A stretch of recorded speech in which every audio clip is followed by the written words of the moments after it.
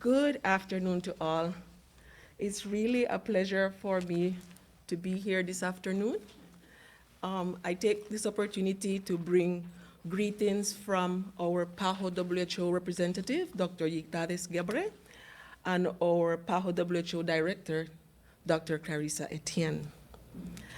It's really happy to be in St. Kitts again, and I remember this morning in one of our sessions, I mentioned to the team that I said once PAHO starts traveling again, the first place I'll go to St. Kitts and Nevis, and here I am.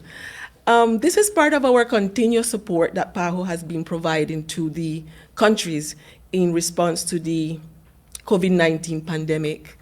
And in this particular occasion, what we're targeting our mission is to address the issues related to the concerns related to vaccination.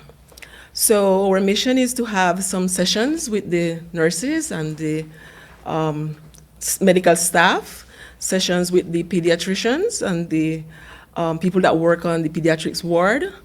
We are also we're also going to see how data is collected and how it's being registered. We're also going to look at the cold chain management. And we're also going to have at the final day some discussion on how the adverse events or associated to vaccinations are being recorded and managed. So we're kind of like going through the whole process of the vaccination program. One of the things I think I could not be here without noting is the vaccination coverage in St. Kitts and Nevis. So WHO General Director has made a challenge globally that by the end of September, all countries should have at least 10% of vaccination coverage overall. And the challenge is also that by December, all countries should have 40% overall coverage in vaccination. And the Federation of St. Kitts and Nevis on September 10th reached that target long before December.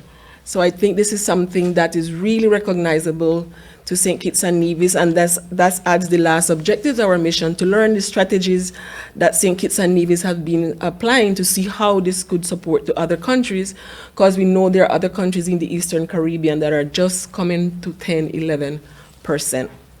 So the other thing that I wanted to take, one we had in our discussions this morning, is some of the issues or concerns that are now public's concern in terms of vaccine hesitancy.